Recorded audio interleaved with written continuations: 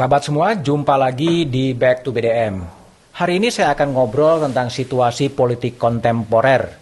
Mungkin Anda ingat ya, pada satu masa DPR begitu bergairah, banyak sekali politisi-politisi muda di era tahun 2014-2019 yang begitu dinamis DPR dengan menggunakan bermacam hak-haknya, hak interpelasi, hak angket kemudian dipakai.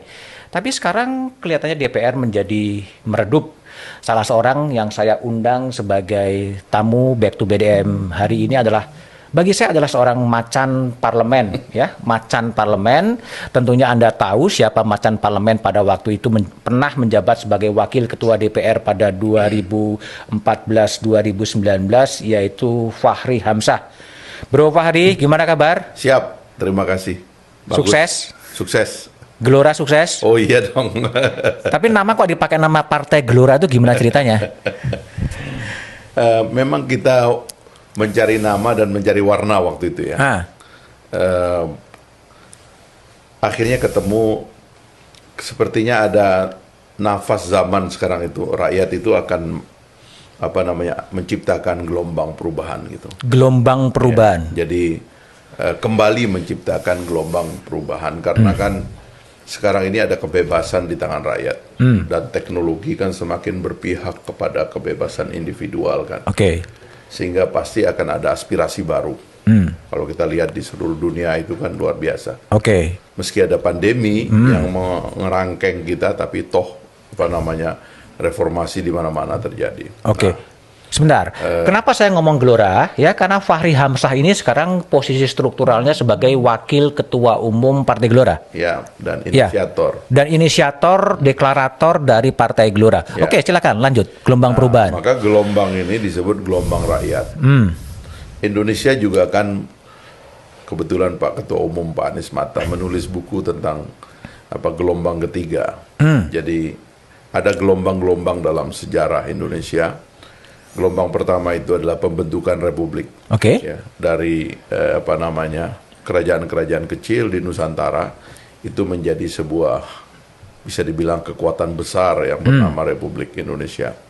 Nah, gelombang keduanya itu adalah gelombang reformasi.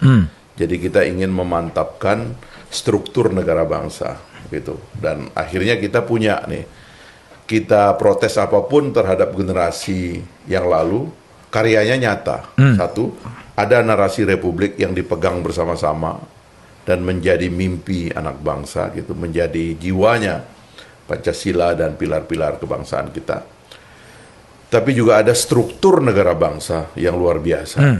Ya, kita bisa bilang Indonesia lengkap ya. Mas Budiman, saya pernah di negara-negara yang dipimpin diktator itu hilang ya. Negara itu setelah diktatornya hilang. Artinya sang pemimpin Mas Budiman dia tidak meninggalkan struktur. Nah, Pak Harto itu jasanya pada struktur, Bung Karno jasanya pada narasi. Jadi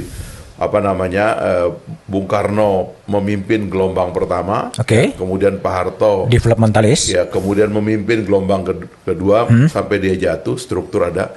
Nah, sekarang ini kita akan menghadapi gelombang baru, ya.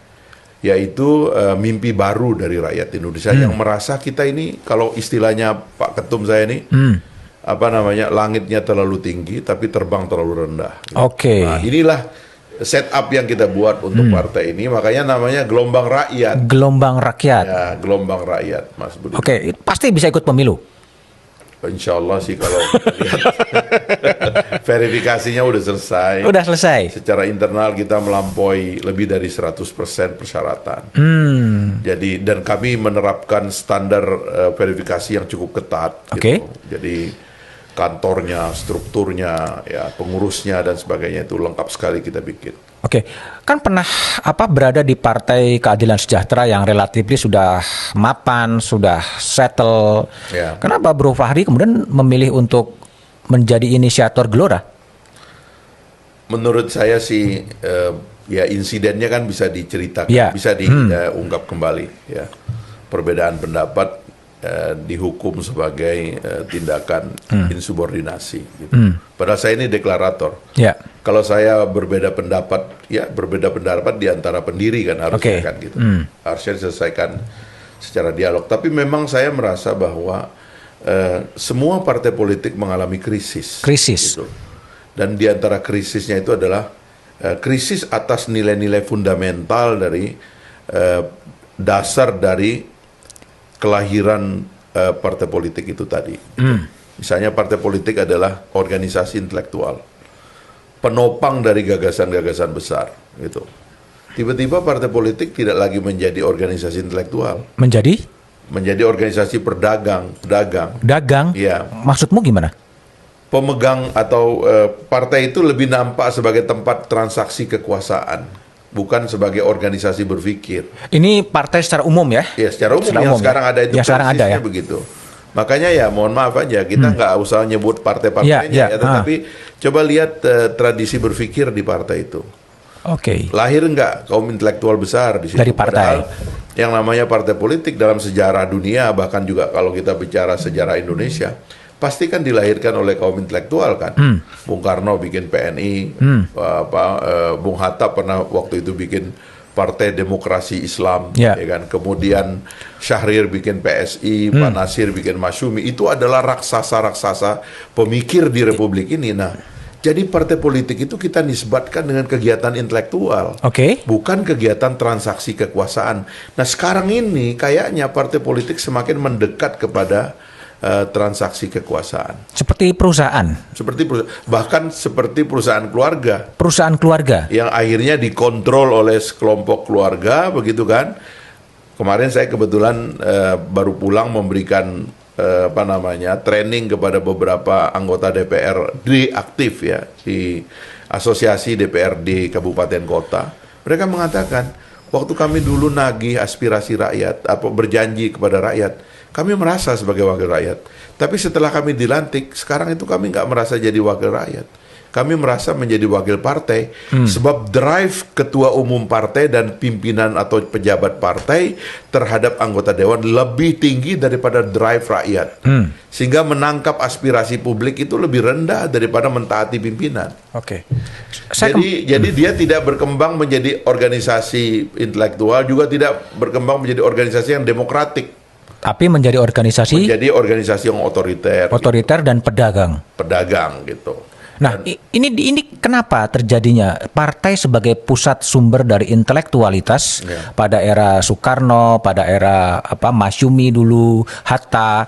Nah, sekarang kehilangan orang-orang partai yang punya pikiran-pikiran yang intelektual. Apa yang terjadi pada partai politik? Sebenarnya itu kan dilema di dalam sejarah umat manusia kan, Mas Bud, karena ada selalu dua kan ya, kekuasaan dan pengetahuan.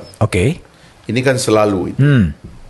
Kalau kita membaca dialektika Plato tentang filosofer King kan juga begitu. Jadi kita ingin pemimpin itu sebenarnya orang yang berpengetahuan. Makanya kita ingin sebenarnya pemimpin itu adalah pemikir, intelektual, King philosopher bahkan. King philosopher. Philosopher King kalau kata Plato itu. Tapi pada saat yang sama kan ini kan bisnisnya kekuasaan. Dealing dengan power. Power itu meaning resources, ya kan, uang dan segala macam power yang bisa ada di dalam satu genggaman. Sehingga kita kadang-kadang harus memilih menjadi intelektual, ya kan, pemikir, atau menjadi penguasa gitu loh. Harusnya ya dalam demokrasi sebenarnya kita inginkan seorang pemimpin itu atau penguasa itu adalah seorang pemikir. Itu sebabnya di dalam demokrasi kita dan di dalam pemilu kita sebagai bentuk paling kasar dari demokrasi itu, kita mau ada pertarungan pikiran.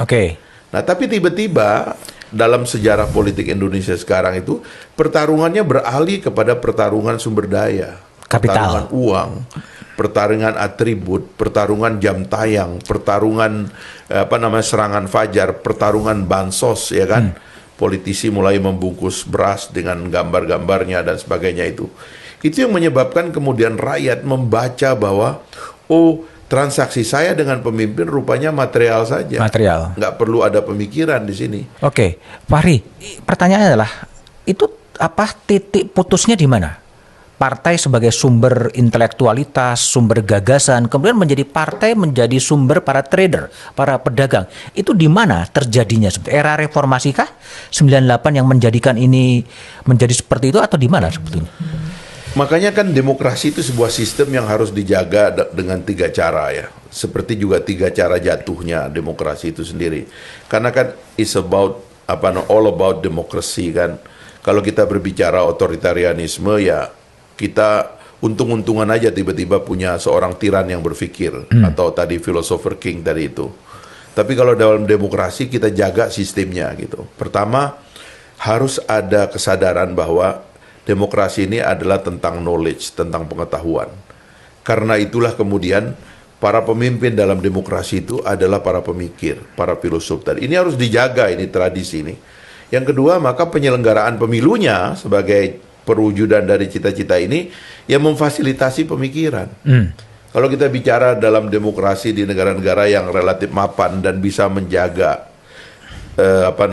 orang kaum intelektual ya dalam politiknya itu biasanya itu debatnya itu debat pikiran panjang dia diselenggarakan oleh berbagai institusi begitu. Tapi sekali lagi yang dia fasilitasi ini adalah pikiran sehingga orang tuh keluar dengan teori baru, dengan janji baru, dengan ide-ide yang cemerlang gitu.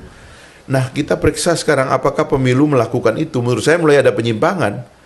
Para penyelenggara pemilu sekarang mulai memfasilitasi bukan pikiran, mulai memfasilitasi sesuatu yang lebih material sifatnya. Poster dan dipendekin lagi kan. Kita cuma dikasih waktu 75 hari. 75 hari untuk mengcover ratusan ribu calon di seluruh Indonesia itu mustahil. Harusnya dibiarkan aja setahun, tapi dialog aja dulu. Kan itu tidak mengganggu proses politik formil yang ada. Tapi orang itu kemudian berdebat, mulai dari DPRD-nya berdebat di di kantor-kantor desa, di RT RW, silakan nggak apa-apa. Bikin itu menjadi tradisi gitu. Nanti kemudian DPR pusatnya itu berdebat di kampus-kampus, berdebat di town hall yang ada di daerah-daerah pemilihannya itu. Baru kemudian ketahuan bahwa ini yang masuk ke dalam politik ini orang berpikir gitu. Barulah kemudian yang ketiga adalah ya dari situ akan tampil orang-orang berpikir. Sekarang ini saya mohon maaf, semua merasa layak menjadi pemimpin kalau punya uang. Dan itu juga sekarang di pilpres kita kan, karena pilpresnya pakai tiket lama, akhirnya tiket tuh diperjualbelikan di belakang meja, dan akhirnya yang sanggup beli adalah yang punya bohir atau yang punya uang. Sebentar, pilpres kita omongin ya. Tapi kembali lagi kepada partai politik tadi. Sambil minum. Sambil minum. Katanya santai. Sambil minum. Ya, sambil minum. Jadi kepada partai politik itu ya, yang salah sistemnya atau apanya sebetulnya? Sistem politiknya atau apa yang terjadi kok menjadi trader? Kan ada bukunya itu, How Democracy Die. Bagaimana demokrasi itu mati. Mati pertama itu cita rasa kita hilang tentang demokrasi. Pertama-tama kita kan transisi kita dalam demokrasi itu nggak terlalu lama, nggak ada perang saudara. Tiba-tiba ada demo 1-2 bulan, rezimnya jatuh gitu mas. Kita belum sempat berdebat, tapi di dalam transisi 98, generasi saya berhasil mempersembahkan perubahan konstitusi sampai 4 kali dan debatnya luar biasa. Kalau orang mau baca aja perdebatan konstitusi kita, tentu dia nggak akan membiarkan hal-hal yang terindikasi sebagai cita rasa demokrasi yang rendah itu terjadi gitu. Nah ini yang pertama terjadi sekarang ini gitu. Cita rasa kita tentang apa sih arti demokrasi itu, standarnya itu seperti apa itu hilang gitu. Baru yang kedua ya kapasitas negara untuk menjaga demokrasinya melemah. Sekarang kapasitas negara untuk menyelenggarakan pemilu lemah. Para penyelenggara pemilu sekarang relatif memfasilitasi jalan yang tidak ideal dalam pemilu itu sendiri. Akhirnya begitulah muncullah pemimpin yang tidak komit dengan demokrasi dengan sistem yang benar gitu. Tadi kalau Fahri menyebut How Democracy Die, mungkin nggak demokrasi itu juga die di Indonesia nanti? Sangat mungkin. Ini udah di ujung tanduk nih. Di ujung tanduk. Ya, di ujung apa tanduk. Indikatornya? Indikatornya itu 3 itu lagi. Pertama cita rasa demokrasinya hilang. Kan kita mulai ngawur tuh kan. Ya, mohon maaf ya. Iya. Pertemuan pimpinan parpol Partai. atau omongannya pimpinan parpol. Coba kalau kita pakai standar demokrasi dari omongan para pimpinan parpol kita kan tidak enak itu. Kemudian cara mereka peristiwa-peristiwa, cara mereka ketemu kan nggak ada anunya fungsinya. Dia bilang kami ini makan mie bersama-sama. Makan mie ya. Apa itu gitu? Nggak, Apa yang kamu kritik dengan makan mie? Kan nggak apa-apa makan mie. Iya makan mie, tapi ini fungsinya dalam penyelenggaraan negara apa? Naik kuda. Ya kayak gitu-gitulah gitu. Ini apa gitu loh, simbolik di belakang. Realnya seperti apa? Kita kan nggak pernah bicara sesuatu yang real di sini. Misalnya, fixing presidensialism, memperbaiki presidensialisme. Itu kan nggak pernah diseriusi. Presidensialisme kita ini kan hilang identitas presidensialismenya. Kan saya sering nih, saya ulang lagi nih Mas Budiman ya. Presidensialisme itu kan artinya rakyat membentuk pemerintahan presiden. Tetapi juga rakyat membentuk oposisi terhadap presiden. Itu namanya presidensialisme. Makanya nama lain dari presidensialisme adalah kongresionalisme. Karena baik pemerintahan, eksekutif maupun oposisi dibentuk oleh rakyat. Dalam parlementer, presiden tidak dibentuk oleh rakyat. Eksekutif tidak dibentuk oleh rakyat. Rakyat hanya membentuk parlemen. Makanya disebut dengan parlamentarisme. Konsekuensinya, maka semua di dalam presidensialisme kita, semua anggota dewan itu adalah oposisi terhadap eksekutif. Terhadap pemerintah. Semuanya. Termasuk di dalam sistem bicameral seperti di Amerika Serikat pun itu mereka semua oposisi. Nah, karena dia oposisi, maka nggak ada yang namanya tegak lurus, ya kan? Petugas partai nggak ada, yang ada petugas rakyat. Semua itu orang tuh tunduknya kepada rakyat. Yang bisa mecat saya sebagai wakil rakyat hanya rakyat. Dan cara mecatnya itu sudah ada, yaitu kalau nggak dipilih lagi dalam pemilu. Nah sekarang begitu orang dipilih oleh rakyat, kemudian menjadi anggota parpol, tegak lurus. Tegak lurus. Kalau di partai kawan kita itu istilahnya itu sami'na wa ta'na. Sami'na wa ta'na. Ya kan, tegak lurus, petugas partai, ya kan. Tidak ada manuver, tidak ada dua kaki. Nggak bisa. Semua anggota dewan terpilih itu adalah wakil rakyat. Dia harus tunduknya kepada rakyat. Tapi partai politik kan tidak. Akhirnya yang terjadi adalah pelemahan fungsi pengawasan kepada eksekutif. Ya, sekarang yang terakhir, PAN masuk kabinet. Orang sih dengan bahasanya, PAN tentu akan mengirimkan kader yang terbaik dan tentu akan bekerja secara profesional. Loh, ini tidak profesional. Anda membuat semua anggota dewan itu terpaksa harus tunduk kepada eksekutif. Padahal mereka dipilih oleh rakyat untuk oposisi terhadap eksekutif. Kan ini pikiran berat Mas kalau nggak ditegakkan gitu loh. Kalau kita itu biasa aja, itu kan bisa diatur. Loh, pikiran-pikiran ini nggak boleh di-entertain terus dalam tradisi kita membangun demokrasi gitu Mas. Problemnya pada representasi ya sebetulnya ya. Ya kan, ya representasi itu cara kita untuk mengambil mandat dari rakyat kan. Kalau saya udah nggak ada yang salah pada cara ngambil mandatnya. Tapi kemudian setelah itu bagaimana mandat itu dijaga, itu yang kita tidak jaga. Seharusnya partai politik itu sadar bahwa semua anggota dewan independen. Tidak boleh itu mereka kontrol pejabat publik dari belakang. Itu subversi itu Mas. Nggak boleh itu. Jadi orang kalau sudah dipilih rakyat ya sudah dia pilihan rakyat. Hubungan dengan partai politik hubungan ideologis. Bangga dong Anda punya kader Anda yang jago, yang berani, yang ngomong di dewan itu vokal dan sebagainya. Bangga dong Anda. Tapi ini enggak. Sedikit-sedikit ketum nih enggak berkenan. Ketum ditelepon dari istana tidak berkenan. Tolong Anda tahan diri. Ketum ini lagi ngurus izin. Anda jangan serang menteri itu, Pak Ketum lagi perlu izin. Nanti ada hubungannya dengan pembiayaan parpol lagi nih Mas ya. Kita bicara soal itu juga nanti. Ya itulah, kekacauan ini harus ditutup lubangnya. Demokrasi itu tidak sempurna sekaligus, tapi lubangnya jangan dibikin robek. Mesti ditutup pelan-pelan ini lubang itu. Tapi Fahri yang cerita ini kan ketum ditelepon dan sebagainya ngomong partai secara keseluruhan kan rata-rata. Keseluruhan. Memang modelnya seperti itu. Ya memang begitu. Tapi di era Fahri memimpin wakil ketua DPR 2014-2009 masih ada greget-greget suara-suara keras termasuk dari Fahri untuk menyuarakan atau kritik-kritik yang cukup keras terhadap pemerintah sebetulnya. Ya salah satunya karena representasi di dewannya itu saya jaga, dan kita alhamdulillah berhasil melahirkan undang-undang MD3 yang sebenarnya agak membuat dewan itu independen. ya kan, dengan fasilitas yang lebih baik dan sebagainya, itu kita bikin anggota dewan lebih baik. Dan saya bisa nunjukin, saya contoh anggota dewan yang bertahan sebagai wakil rakyat meskipun dipecat oleh parpolnya. Itu berita bagus sebenarnya. Berita bagus ya? Ya karena sebenarnya nanti begitu. Orang ini dipimpin. Kenapa kalau bupati dan wali kota, gubernur dipecat oleh parpolnya, dia tetap bupati, wali kota, gubernur. Presiden juga kalau dipecat oleh parpolnya, dia tetap presiden. Karena ada suara rakyat di situ. Kenapa anggota dewan tidak begitu? Anggota dewan kalau dipecat oleh parpolnya, dia tetap melekat sebagai wakil rakyat dong. Meskipun kalau fraksinya nggak mau ngakuin, ya dia independen. Selama dia di situ bisa bersuara untuk rakyat, mendengar rakyat, dan menyampaikan aspirasi rakyat, dialah wakil rakyat. Daripada dia anak buahnya bos partai politik, datang ke DPR cuma ngobjek, main proyek, ya kan?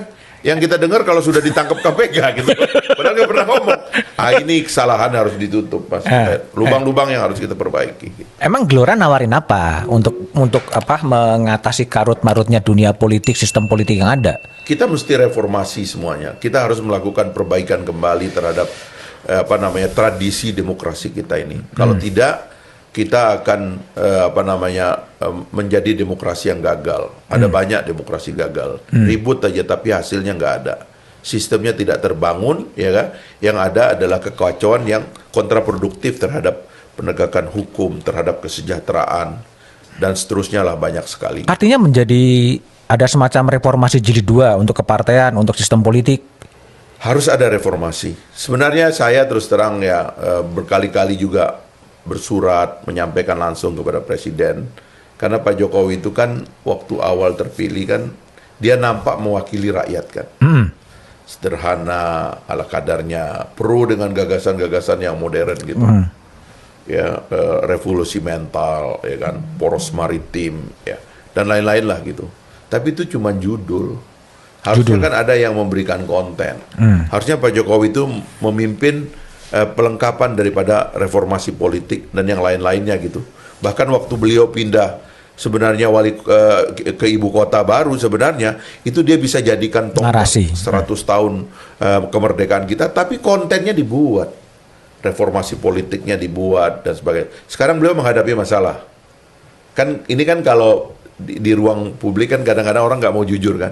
Kan Pak Jokowi ini ditegur oleh PDIP gara-gara mendukung Pak Ganjar. Ya kan, secara menonjol. Pak Ganjar kemudian popularitasnya sangat tinggi, atau sudah tinggi popularitas sebelumnya, sehingga banyak orang yang bilang relatif nih akan Pak Ganjar yang jadi calon presiden terkuat yang akan datang. Sementara PDIP punya mekanisme sendiri, dia punya calon lain. Marahlah kan, ngamuklah Masinton, ngamuklah Trimedia, ngamuklah semuanya kan. Ganjar agak cool down, Pak Jokowi cool down, akhirnya ada acara itu Pak Jokowi yang kalau kata netizen itu kayak lagi diadili gitu. Ini kan anomali, ini kan harus diselesaikan. Pak Jokowi harus diletakkan di tempatnya, Ibu Mega dengan pimpinan parpol harus diletakkan pada tempatnya. Pak Jokowi tidak boleh punya pelanjut. Tidak ada misalnya mengatakan, oh Pak Presiden ingin supaya penggantinya yang mengerti kelanjut. Nggak boleh. Presiden stop sebagai presiden. Urusan dapur membangun kader ada di partai politik. Sehingga ketika Pak Jokowi cawe-cawe, ini apa yang menyebabkan Pak Jokowi cawe-cawe? Menurut saya, ada kelompok pengusaha yang terlalu banyak di sekitar presiden, ingin mengextend powernya, lalu kemudian merayu-rayu Bapak Presiden, merayu-rayu Pak Ganjar, ayo kita main di luar, nanti tiket gampang kita beli. Tiket ini kan pakai tiket lama, Mas. Tiket lama, 2019 ya? 2019, dan tiket ini kan kira-kira tinggal 3, karena kan pecah. 3 ini kan udah bisa dibayar ini, gitu loh. Udah tenang aja, tiket nanti sudah ada. Tapi apakah transaksional itu sih politik kita untuk pencapresan? Akhirnya begitu kan. Apa yang terjadi dengan pemilu 2019?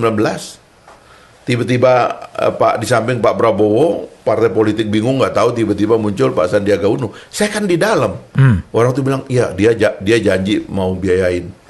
Kan partai politik ini bingung, Mas. Di satu sisi mereka ditangkap dan dituduh koruptor, tapi mengatasi biaya politik mereka nggak ngerti caranya. Akhirnya sekarang, jangankan berani mau nyalonkan ketua umumnya menjadi calon presiden, pikirannya itu jualan tiket, karena ongkos dari pemilu legislatif mereka belum punya. Mereka bingung dalam kultur pemilu yang berdarah-darah ini gitu loh, ongkosnya gitu loh. Akhirnya Caimin nggak berani maju sendiri, Pak Zul nggak berani maju sendiri. Ya memang nggak cukup kan Ya tiketnya. makanya kan, kenapa nggak dibikin cukup? Oh. Kan begitu aja kan. Ada ambang batas. Dia bilang nggak cukup, bikin cukup dong. Kan sederhana. Nah, kau minum dulu lah, Pak. Minum dulu. Kadang-kadang naik pitam juga kita ngomong tentang. Itu Mas. Iya, ini memang menarik sih.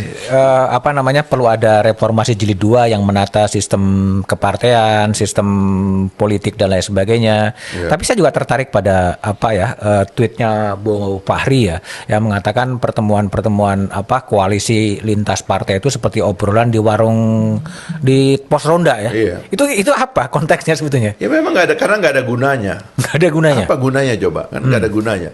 Dalam perspektif ketatanegaraan itu kan dan penyelenggaraan negara kan nggak ada gunanya, ya kan? Karena pada akhirnya itu nanti hanya untuk gimmick-gimmick, ancam sana, ancam sini, ya kan? Dia pingin seolah-olah udah pegang satu tiket atau tiketnya dinaikin harganya, kan begitu-begitu aja. Ini jualan tiket ya? Ya jualan tiket, memang ini lagi jualan tiket semua kok. Oke. Ini tiket harusnya nih ya, tiket harusnya ada 20 misalnya. Oke. Kan kalau semua partai dapat, kira-kira nanti pemilu yang akan datang kan kira-kira jumlah parpol 20. Tiketnya harusnya 20. Ternyata tiket itu cuma 3. Cuma 3. Mahal dong harganya. Ya ini lagi dijual. Mas, saya ini kan generasi reformasi. Tahu bagaimana kita waktu memulai, dan kebetulan saya ini dulu tenaga ahli di panitia ad hoc di MPR. Jadi mengerti bagaimana perdebatan kita untuk membangun gagasan demokrasi dalam konstitusi kita. Tapi juga saya di dalam pemerintahan atau di dalam legislatif kurang lebih 20 tahun saya kerja di Senayan, Mas. Setelah menjadi anggota DPR, lalu anggota MPR, lalu saya menjadi tenaga ahli. Habis itu saya menjadi anggota DPR 3 periode dan menjadi pimpinan. Saya tahu ini dari mana ini pengerusakan itu terjadi pelan-pelan tuh seperti apa. Karena itu harus ada calling kembali kepada yang sadar dan berani untuk mengatakan ini ada yang salah, kita harus perbaiki keadaannya. Di antara yang berani adalah Fahri Hamzah. Yes, saya menawarkan kan bikin partai, Mas. Yeah. Bikin partai emang enak. Kalau saya sekedar mau jadi pejabat partai-partai lain sih semua udah ngundang saya, Mas. Tapi saya kan nggak mau. Karena saya ingin dengan teman-teman harus ada gagasan baru yang kita tawarkan, yang berani gitu loh. Tapi banyak yang menilai Anda juga sakit hati juga, nggak jadi anggota DPR lagi. Saya kalau mau jadi anggota DPR kan gampang, Mas. Orang dapil saya menerima saya kok dengan tren kenaikan suara yang terus-menerus. Semua partai minta saya nggak usah sebut lah. Ya. Semua partai minta saya untuk maju. Mau pilih nomor berapapun katanya saya oke. Teman-teman DPD ngumpul, kalau sekedar mau jadi pimpinan DPD, waktu itu saya diminta maju untuk jadi pimpinan DPD. Sebab saya juga kan banyak kritik, kenapa DPD dibiarin lemah? Kenapa nggak DPR dan DPD dibikin sama-sama kuat? Apa sih masalahnya kalau DPD sama kuat dengan DPR? Nah itu didengar oleh teman-teman DPD, minta saya maju. Tapi saya nggak, saya bilang saya stop, udah 15 tahun di DPR dan kira-kira kerja di Senayan kurang lebih 20 tahun, saya mau turun lagi nih, saya mau lihat apa. Dan memang benar. Jadi di buku ada buku baru nih si Robert Rebrook nih tentang Against Election, itu judul bukunya itu. Kenapa pemilu itu kata dia itu merusak demokrasi. Salah satunya dia baca trennya dari demokrasi Athena sampai hari ini, Mas. Makin lama pemilu itu makin menjauhkan jarak antara rakyat dengan yang memilih, dengan yang dipilih. Dan itu sekarang tren itu mulai kelihatan di kita, Mas. Terjadi ya, diskoneksi. Terjadi karena para wakil rakyat kita ini dan para pimpinan mulai merasa bahwa ini hanya tentang transaksi kasar. Bukan lagi tentang ideologi, nilai, cita-cita. Udah bukan lagi. Nah ini mesti kita perbaiki. Dan itu yang bermain adalah para trader ya? Ya, intinya orang dagang kan. Ya, dagang. Dan ini kan kutukan yang disebut oleh ekonom itu, kutukan negara-negara penghasil tambang kan. Pendapatan negara kita, Mas, kalau kita baca APBN kan 70 sampai 80% masih dari sumber daya alam, Mas. Okay. Artinya ekonomi kita gagah ini nggak usah diteorikan. Ini karena ngejual sumber daya alam, karena kita ini jual warisan nenek moyang. Nggak usah terlalu omong kosong kita ini, kita ekonominya kuat. Ekonomi lu kuat itu karena lu jual warisan, nggak usah gagah-gagah. Dikasih rumah sama kakek nenek kita itu ada 20, ada 100, rumahnya sekarang dijual-jual tinggal 10. Tetap mentereng kita, Mas. Naik Ferrari, gagah kita kemana-mana. Inilah Republik Indonesia. Jual sumber daya alam kok sampai sekarang. Sekarang diselamatkan oleh nikel, kemarin oleh batu bara, sebelumnya oleh emas, sebelumnya oleh minyak. Minyak sudah kurang sekarang. Sekarang masuk ke nikel tuh ada baterai elektronik dan sebagainya. Ini jual sumber daya alam kok, nggak usah gagah-gagah. Tapi warisannya adalah negara bangsa ini secara independen bisa nggak dalam jangka panjang menciptakan kesejahteraan. Itu yang kita cek. Gitu loh. Anda nggak kangen jadi anggota MPs lagi, Member of Parliament lagi? Ya kita lihat nanti lah. Yang penting kan bikin partai dulu, Mas. Enak mana sih jadi MP sekarang, jadi dari aktivis ke anggota parlemen dan sekarang menjadi pimpinan partai di luar parlemen? Problem saya itu, Mas, kalau jadi pejabat itu terlalu serius kadang-kadang. Terlalu serius, Ya. terlalu keras kali. Ya serius dan keras kan rada-rada mirip. Jadi itu saya kalau ngomong itu prinsipnya itu ini kalau kan gini ya, yang ngasih saya kekuasaan ini siapa sih sebenarnya? Kan kalau orang beragama kan Tuhan memberikan amanah melalui rakyat kan. Yang paling dekat kan rakyat. Jadi saya tutup mata, saya nggak lihat yang lain. Rakyat lihatnya gimana ini?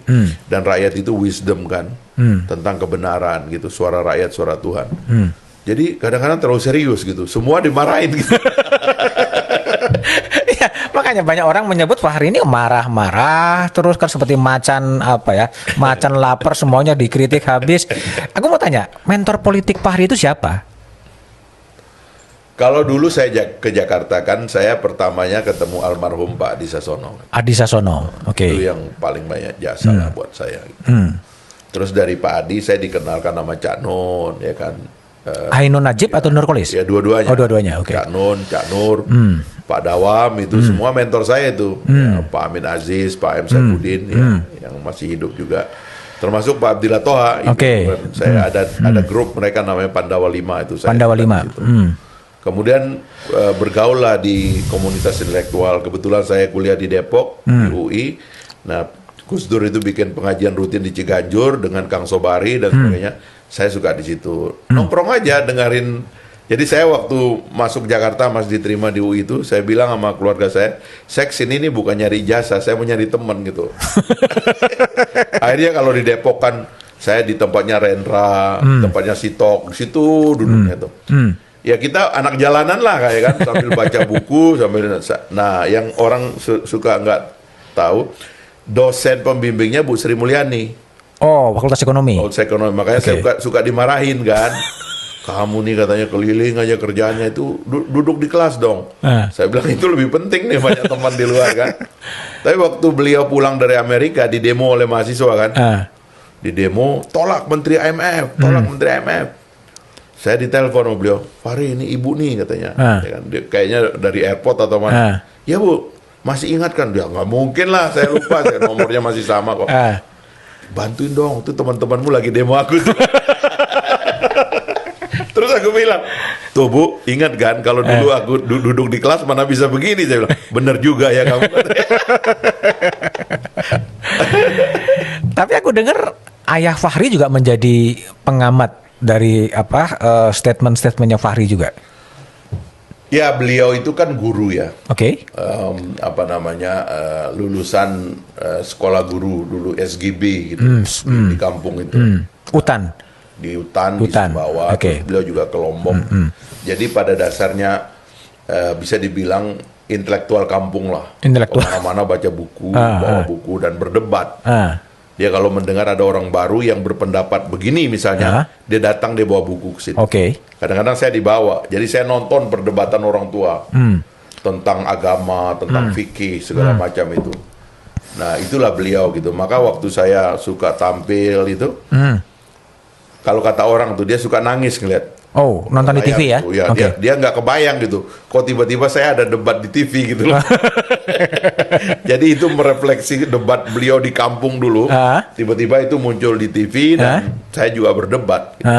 Dan memang abah saya itu sampai tua, sampai meninggal itu dalam keadaan ngotot. Gitu. Karena itu beliau itu kan meninggalnya kan kita nggak sakit kan. Jadi dia bangun tidur, dia bilang saya mau makan enak gitu. Dikasih makan enak, habis dia makan enak, dia bilang saya mau mandi. Gitu. Habis itu dimandiin, habis dia mandi dia bilang saya mau tidur enak. Begitu ditidurin gitu ya, meninggal deh. Oke. Begitulah ini singkatnya. Singkat. Tapi Abah selalu itu berkomunikasi ketika Fahri berdebat, nonton di iya. TV, kemudian Iya. mengarahkan Dan kurang. kalau saya melemah dia ketawain. Jadi kalau statementnya melemah, Abah langsung telepon gitu. Iya. Kurang keras gitu. Pernah sekali kan, Ah. saya waktu itu lupa ya apa momennya gitu. Tiba-tiba dia telepon. Wah, kamu sekarang sudah jadi pegawai Jokowi ya. Kalau nggak salah karena foto saya beredar lagi. Oh, Pak Jokowi lagi kunjungan ke Lombok, ya kan. Saya diundang.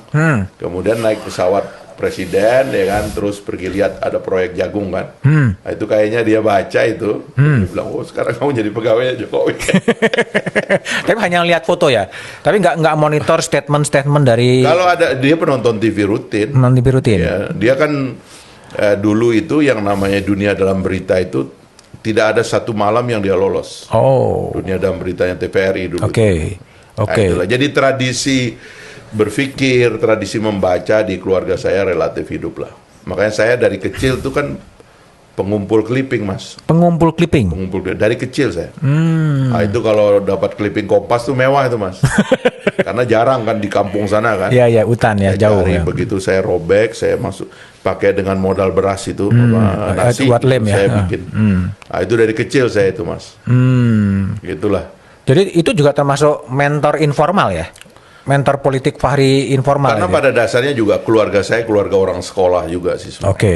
Jadi terbiasa dengan perdebatan-perdebatan di dalam keluarga juga. Ya, paman saya itu adiknya ibu saya itu mendapat gelar doktor di political science di Amerika Serikat. Oke. Di Princeton, Oke. Amerika Serikat. Oke. Nah, kembali tadi ke Pilpres, Bro Fahri. Ini kan memang tiket yang dipakai itu memang tiket 2019 ya. Yeah. Sudah dipakai, kemudian dipakai lagi gitu ya. Yeah. Dan kemudian maksimal teoretik hanya 4 ya. Yeah. Hanya 4, paling banyak 4 gitu loh. Yeah. Ini sesuatu yang memang harus demikian atau memang ini karena kepentingan elit aja kemudian itu dipersempit hanya 4? Sebenarnya kadang-kadang elit kita itu nggak sadar juga bahwa pilihan-pilihannya itu akhirnya mempersulit mereka dan mereka udah nggak bisa ubah pada waktu itu. Jadi kalau kita lihat sejarah judicial review-nya, karena 2014 kita masih pakai sistem tiket dulu baru pilpresnya gitu ya. Terus tiba-tiba ada judicial review supaya pemilu itu dibikin serempak supaya murah dan sebagainya.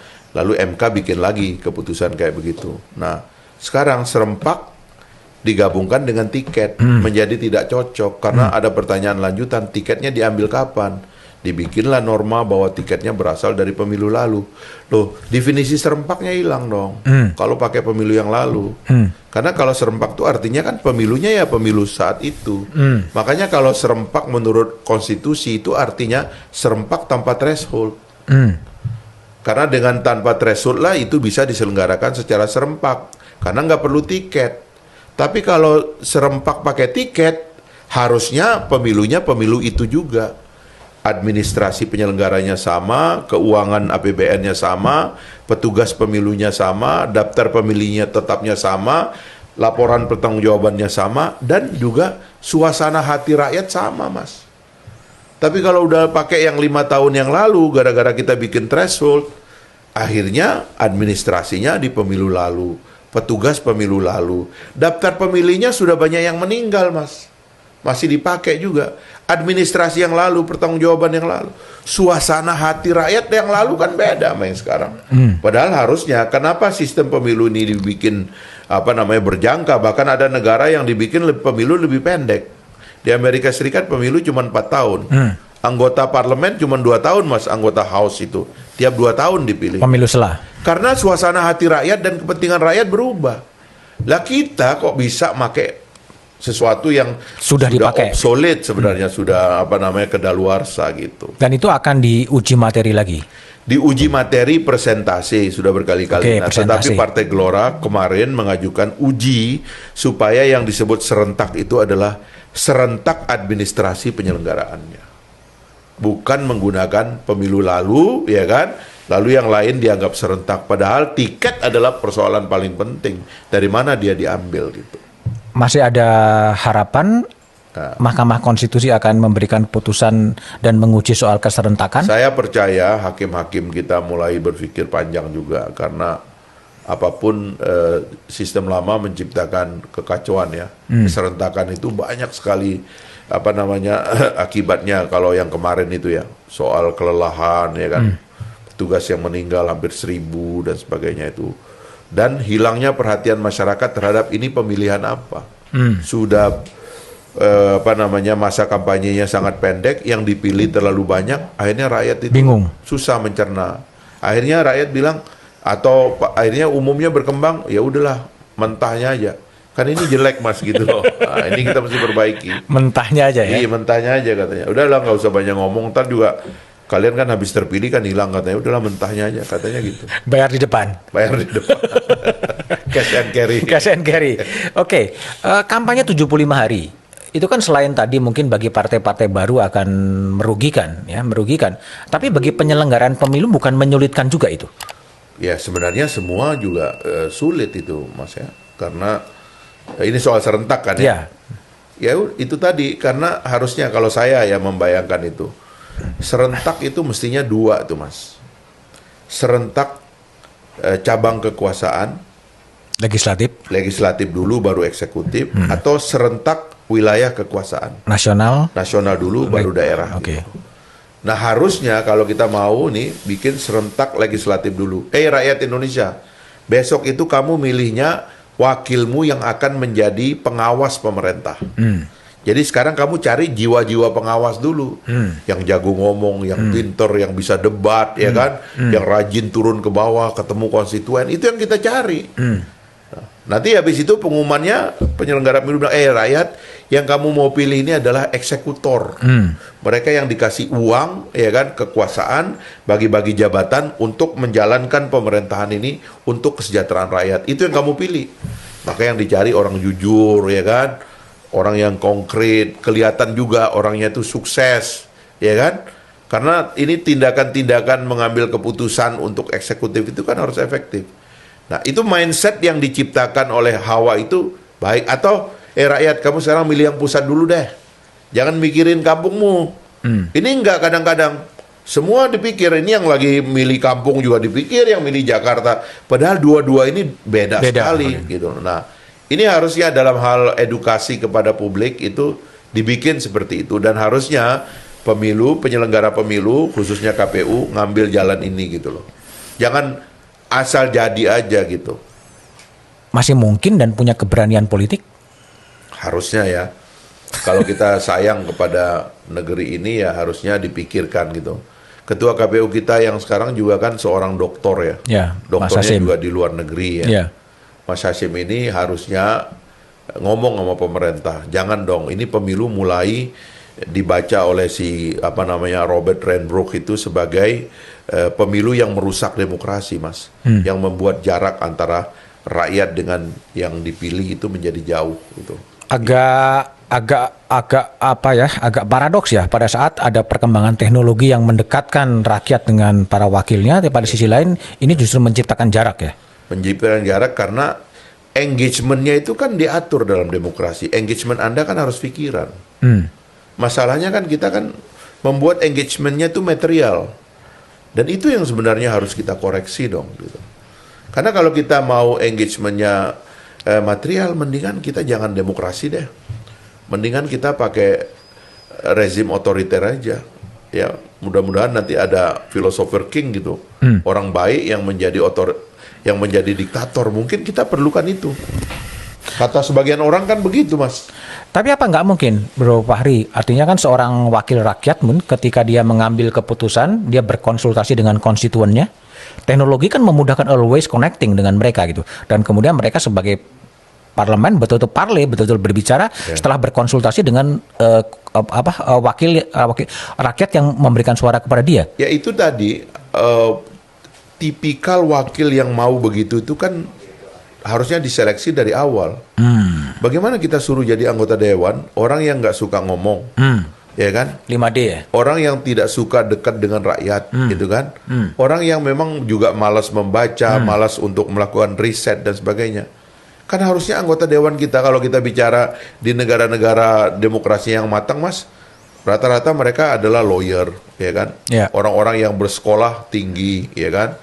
Dan orang-orang yang memang punya kegandrungan kepada riset dan pengetahuan. Nah, itu loh yang harusnya difasilitasi. Saya pernah di DPR 2-3 periode, Mas, ya.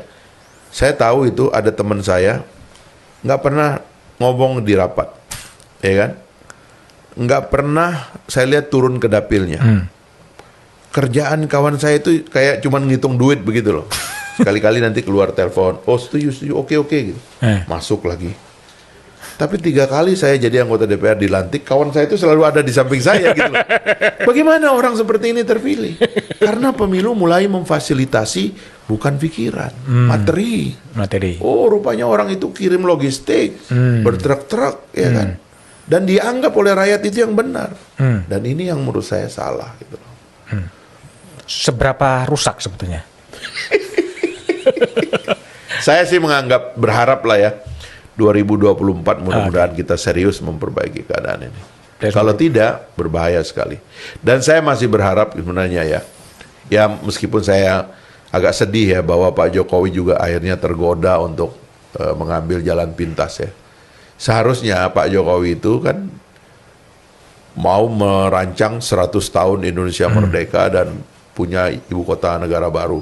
Harusnya di situ dia berbicara tentang desain besar dari cara kita menjaga republik ini. Waktu awal-awal dulu kan Mas, saya pernah kasih masukan kepada pemerintah. Coba lihat itu simbol dari pemimpin ibu kota Amerika Serikat, Washington DC itu ya, District of Columbia itu kan didesain untuk menjadi kota pengetahuan gitu Mas. Jadi kan kira-kira kalau Washington DC sebesar ini gitu Mas ya. Ini saya suka contoh Amerika karena kita memang ikut demokrasi Amerika di awal kan. Jadi di situ ada segitiga Mas. Namanya the brain of the nation. Jadi Capitol Hill, White House dan Supreme Court itu segitiga. Ini mereka sebut sebagai otak bangsa. Disinilah pengambilan keputusan terbaik dibuat. Lalu di sekitarnya itu dia bikin apa yang namanya the memory of the nation, ingatan atau imajinasi atau ingatan dari bangsanya itu. Disitulah Library of Congress, museum-museum, Smithsonian dan sebagainya itu Mas. Tempat orang Amerika itu melihat, oh inilah perjalanan kita ini waktu sampai di sini. Dan dinamika inilah yang menciptakan negara bangsa yang terus menghargai pikiran dalam politik. Meskipun mereka pernah kecolongan memilih Donald Trump yang memang nggak gemar baca buku gitu, dan menciptakan keanehan dalam politik. Dan kemudian Donald Trump di stop cuma 4 tahun oleh pemilihan umum karena ini anomali. Kok ada orang yang nggak gemar berpikir ya kan, atas nama eksekutif dia bisa efektif, tiba-tiba jadi presiden, terus dia nganggap Gedung Putih itu kayak kantor keluarganya. Nah ini sebenarnya yang kita harus pelajari. Dan Pak Jokowi saya bayangkan ngambil inisiatif untuk mimpin dengan cara begitu di akhir ini gitu. Ya waktunya udah kian mepet. Waktunya mepet dan saya nggak tahu kalau dilihat reshuffle terakhir itu kayaknya motifnya itu memperkuat konsolidasi partai politik dan melemahkan konsolidasinya Pak Jokowi sendiri. Melemahkan konsolidasi Pak Jokowi sendiri. Ya, karena dia kan harusnya sebagai pemimpin. Jeleknya kita ini sebagai bangsa ya, kita membiarkan Pak Jokowi cuma bicara ekonomi dan investasi. Ya. Ya, saya nggak tahu ini didrive oleh Pak Luhut atau oleh siapa ya. Tapi kurang didrive untuk menjadi pemikir politik bagi masa depan Indonesia. Yang bikin bangsa ini kuat bukan ekonomi, Mas. Yang bikin bangsa kita kuat adalah filsafat yang melindungi kita, payung-payung besar ini yang melindungi bangsa kita. Nah itu Pak Jokowi kurang ngomong. Mohon maaf, pidatonya di acara PDIP kemarin dia kan juga begitu. Akhirnya cuma ngomong ekonomi, ngomong investasi. Padahal kita ini perlu menjaga perasaan umum dan lain-lain. Yang akhirnya itu hilang begitu. Dan proposal mau mencabut subsidi. Membandingkan Indonesia dengan negara lain yang pendapatan per kapitanya cuma 3.800 atau 4.000 dengan Singapura yang pendapatan per kapitanya 50.000 US dollar. Ada perbedaan subsidi 10.000 kemungkinan mau dicabut. Lo nggak bisa dong, Singapura kan sudah kuat rakyatnya. Kita kan masih lemah, Mas. Masa subsidi mau dicabut? Nah, yang begini-gini nih saya mau menyayangkan sekali ya. Pak Jokowi itu penasehatnya semakin nggak ada intelektualnya, semakin nggak ada ahli tata negaranya, itu kebanyakan pedagang. Ini jelek sekali. Kita sayangkan. Bro Fahri, saya ingin tanya sebetulnya. Anda kan 3 periode di parlemen ya, dan juga seorang pemikir, politisi yang berpikir gitu. Saya ingin tanya, apa sih sebetulnya akar dari segala akar masalah Indonesia kok begini-begini aja sebetulnya? Kita itu punya 2 penyakit, Mas. Ini identifikasi saya ya. Satu penyakitnya agak berat dan satu penyakit teknis. Penyakit berat kita yang paling berat itu feodalisme. Itu yang paling berat gitu. Karena kita hidup dalam tradisi feodal itu lebih lama daripada hidup dalam tradisi demokrasi. Luar biasa sebenarnya gitu. Kalau kita lihat cara berpikir para elit kita itu gampang sekali terjebak pada feodalisme. Feodalisme itu kan artinya satu tata nilai budaya yang selalu menganggap ada orang besar, ada orang lebih besar, ada pemimpin yang tidak boleh dikritik dan sebagainya gitu. Dan kalau orang sudah memimpin tuh merasa lebih penting ya, daripada orang lain. Itu menggelayuti kita. Kalau kita pakai ilmunya Mukhtar Lubis atau Pak Kunchara-Ningrat, itu kan penyakit-penyakit yang beliau sebut sebagai munafik, ya kan, tidak rasional, superstitious, takhayul dan sebagainya. Tapi saya rangkum itu menjadi feodal. Itu penyakit pertama, Mas. Yang kedua itu adalah tidak bisa melihat gambar besar dari persoalan. Tidak bisa melihat gambar besar dari persoalan. Jadi selalu nampak kelihatan yang sempit aja. Sehingga kita lama keluar dari masalah, lama keluar dari penjajahan, lama keluar dari korupsi, lama keluar dari lain-lain lah gitu. Yang ketiga itu adalah kalau tadi nggak lihat gambar besar, artinya sempit. Yang ketiga adalah dangkal, nggak dalam melihat persoalan gitu. Nggak dalam melihat akar masalah itu apa, sehingga nggak berulang-ulang. Senang dengan masalah berulang-ulang gitu, akhirnya gitu. Nah, ada penyakit teknisnya itu, saya lihat ya. Ini perenungan saya, Mas Budiman ya. Satu, dalam perencanaan kita kurang komit dengan rencana. Tiba masa tiba akal. Iya. Kalau orang Sunda bilang kumaha angke lah. Kumaha angke lah buat. Ya, itu kita kurang komit dengan perencanaan. Padahal kalau dalam manajemen barat itu if you fail to plan, you plan to fail, kata mereka. Dan yang kedua itu dalam eksekusi lemah. Kita ini menganggap sibuk itu sama dengan sukses. Gitu, Mas. Jadi coba lihat deh. Pejabat kita itu sibuk, belum tentu sukses loh. Iya. Senang gitu. Wah, kelihatan sana kemari. Di kampung saya itu ada bercandaan, Mas.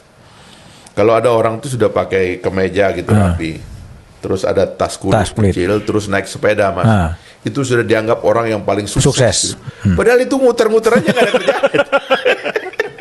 Tapi itu penyakit bangsa kita, Mas. Nah, yang ketiga itu adalah dalam evaluasi. Citra dianggap sebagai kinerja. Citra dianggap sebagai kinerja. Jadi dalam bangsa kita itu yang penting citranya sudah sukses, belum tentu sukses. Nah, inilah penyakit-penyakit yang menurut saya kita urai dengan demokrasi, kita urai dengan pemilu yang lebih terbuka, kita urai dengan revolusi mentalnya Pak Jokowi. Ini yang menurut saya harusnya diteruskan. Kenapa interpretasi terhadap revolusi mental itu berhenti? Padahal itu kan ada perangkat tata nilainya, strukturnya harus dibangun, leadershipnya harus dibangun kan, harusnya begitu. Itu soal penyakit. Tapi kalau saya tanya, negara yang menjadi negara benchmarking dari seorang Fahri Hamzah itu negara mana sebetulnya? Semua negara yang mengalami transisi demokrasi kan pada akhirnya kan hanya 2, dia menjadi sukses atau dia menjadi gagal. Kan? Dari 3 negara demokrasi terbesar di dunia, ada India, Amerika Serikat, dan Indonesia nomor 3-nya itu. India saya bisa bilang masuk dalam jebakan gagal itu. Mungkin karena terlalu besar ya. Meskipun anak-anak benua India sudah pecah, tapi India besarnya kan masih besar. Itu pendapatan per kapitanya 1.600, Mas. Nggak bangkit tuh orang itu. Meskipun ada mercusuarnya ya, Mumbai dan sebagainya itu. Amerika Serikat itu contoh sukses. Contoh Dia juga koloni, bekas koloni Inggris juga. Nah, kalau kita lihat keseriusan bangsa Amerika di dalam membangun demokrasinya itu memang abjadnya begitu. Mereka dibangun oleh kaum intelektual besar yang dari awal itu komit betul dengan hukum, dengan teks dan sebagainya. Lalu membangun institusi negara yang kuat. Dan setelah itu leadershipnya itu jalan gitu. Dia jaga ini demokrasi itu. Nah, barulah kita di Indonesia, kita sebenarnya mau mengambil jalan itu. Kesuksesan mengamandemen konstitusi itu harus dihargai. Luar biasa. Dan itu harus ada penjuru bicaraan yang kuat. Saya sampai suka kadang-kadang agak marah dengan orang yang mengatakan kembali ke Undang-Undang 45. Dia ngerti nggak itu bahayanya konstitusi absolut itu yang menyebabkan presiden tuh nggak ada batasnya itu. Karena itu bahaya. Nah, tapi sekarang seolah-olah itu muncul dan ada yang membenarkan gitu. Padahal dari konstitusi baru kita membangun institusi dan institusinya sudah ada, Mas. Dan dari situ lahir pemimpin. Cuman sekali lagi pemilu yang harusnya menjamin lahirnya pemimpin-pemimpin yang komit dengan demokrasi, yang menciptakan kesejahteraan, itu yang harus kita bangun. Gitu. Oke.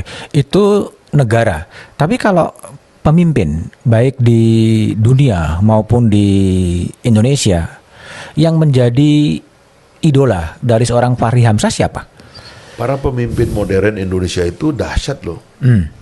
Bung Karno dengan kemampuan meletakkan pikiran-pikiran besar dalam pikiran bangsa. Bung Hatta yang senyap, ya ngatur dapur, administratif, ya kan, administratif juga. Tapi dia juga seorang master in Drachten, jago, ya kan, ketatanegaraan dan sebagainya. Juga mengerti paham-paham ekonomi gitu.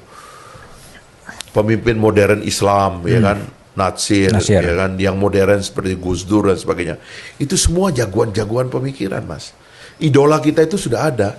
Tinggal kita mesti menata partisipasi mereka itu pada kita gitu loh. Kalau Bung Karno dulu itu dia menggabungkan bangsa ini atau membuat kita bersatu karena seorang narator yang kuat.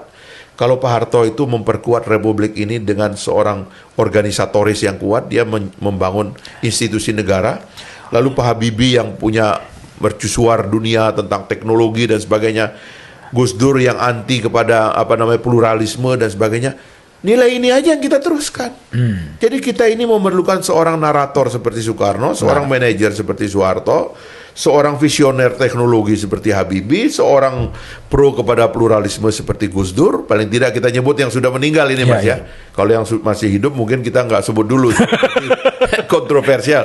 Paling tidak 4 yang sudah meninggal ini luar biasa. Dengan wakil-wakilnya yang jagoan. Dengan para founding father yang hebat. Itu aja. Kita nggak perlu nyari yang lain-lain, ada di kita semua, Mas. Masalahnya kawan-kawan ini masih baca Syahrir nggak? Masih baca Natsir nggak? Ya kan?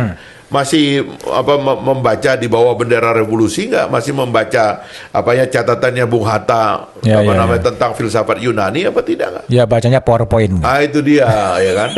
PowerPoint itu tidak punya power dan tidak punya point. Oke, yang terakhir Bro Fahri, aku ingin tahu Indonesian Dream, mimpi Fahri soal Indonesia 2045 itu seperti apa bayangannya? Indonesia harus menjadi tempat yang paling nyaman bagi orang Indonesia sendiri itu. Karena tujuan-tujuan yang dicanangkan di dalam pembukaan Undang-Undang Dasar itu sudah ideal sebenarnya. Melindungi segenap bangsa Indonesia dan seluruh tumpah darah Indonesia. Ya, mencerdaskan kehidupan bangsa, memajukan kesejahteraan umum, ikut serta dalam perdamaian dunia yang berdasarkan perdamaian abadi dan keadilan sosial. Itu sudah ideal, Mas. Kalau ada negeri kayak gitu, semua orang pasti betah di situ. Itu aja kita wujudkan. Satu negeri yang melindungi segenap bangsanya dan seluruh tumpah darahnya. Waduh, Mas, enaknya hidup di situ. Mencerdaskan, kecerdasan itu difasilitasi, ya kan? Kesejahteraan umumnya merata. Kesejahteraan umum tuh terasa meratanya. Kalau sekarang kan eksploitasi ekonomi ini menciptakan orang kaya yang uangnya itu gila-gilaan, Mas. Saya kan juga orang ekonomi dan punya pergaulan juga. Saya tahu bagaimana orang tuh lompat dari nggak punya apa-apa menjadi triliuner, itu saya ngerti caranya gitu. Tapi bagaimana dengan kesejahteraan umum? Bagaimana nasib orang yang tidak punya rumah, yang susah bersekolah, nggak punya asuransi dan sebagainya? Ini kan semua tidak terasa kalau tidak diwujudkan secara nyata gitu. Dan itu penyebabnya politik ya? Semuanya penyebabnya politik. Makanya kalau kelas menengah mulai antipati terhadap politik, yaitu juga adalah tanda-tanda buruk karena akhirnya politik akan dimasuki penjahat. Oke. Orang-orang idealis yang meninggalkan politik itu ongkosnya adalah para penjahat masuk ke dalam politik. Oke. Obsesi Fahri yang belum selesai? Ya saya merasa belum tenang aja melihat apa yang kita wariskan kepada generasi yang akan datang. Waktu Pak Jokowi belum pidato, kemenangan kedua di Senayan, saya diundang dengan teman-teman Partai Gelora ketemu beliau. Ya. Kita usulkan kepada beliau 2 hal itu, atau kita rangkumlah 1 hal. Pak, ini waktunya Bapak bawa platform rekonsiliasi. Kenapa rekonsiliasi, Pak? Karena efek pembelahan dari 2 pemilu terakhir itu tidak baik bagi kita. Harus disatukan kembali, dan dari situ Bapak berangkat. Mau punya cita-cita apa aja akan diterima oleh rakyat, asalkan Bapak bisa gabungkan semuanya. Dan terjadi dengan cara menarik semua oposisinya itu dalam ke dalam kabinet. Tapi kontennya tidak ada yang memperhatikan. Kontennya saja nggak diperhatikan, operasionalnya itu juga tidak ada yang melaksanakan. Sehingga semua gagasan-gagasan penting yang harusnya beliau letakkan untuk menjadi warisan gitu ya, mungkin secara simbolik dia lakukan, tapi orang nggak tahu kontennya. Misalnya nih ya, IKN gitu. Pak Jokowi berhak untuk menjadi presiden yang kita kenang sebagai orang yang meletakkan seluruh infrastruktur Indonesia modern. Tapi kita nggak pernah dengar itu diomongkan. Dan kita tidak tahu bahwa itu adalah betul-betul dilaksanakan. Malah yang terjadi itu ada semacam rayuan pragmatisme kepada beliau. Terutama akhirnya cuma bicara ekonomi. Pembangunan infrastruktur tidak lebih sebagai kegiatan pembangunan fisik ekonomi, bukan pembangunan nilai yang ada di belakangnya. Saya kira itu yang menurut saya penyesalan kita terhadap situasi sekarang, dan saya anggap itu mimpi yang belum selesai, dan saya ingin nanti kalau suatu hari masih berpartisipasi, itu yang harus diletakkan kembali sehingga betul-betul 100 tahun Indonesia merdeka kita bisa membaca puisi Chairil Anwar.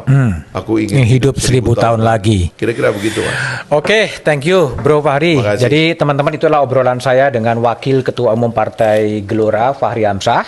Anda bisa saja tidak sependapat, bisa saja sependapat. Silahkan berikan komentar kalau Anda ingin menyetujui atau tidak menyetujui. Sampai jumpa di tamu-tamu saya berikutnya di Back to BDM. Thank you Bro Fahri. Thank you. Terima kasih.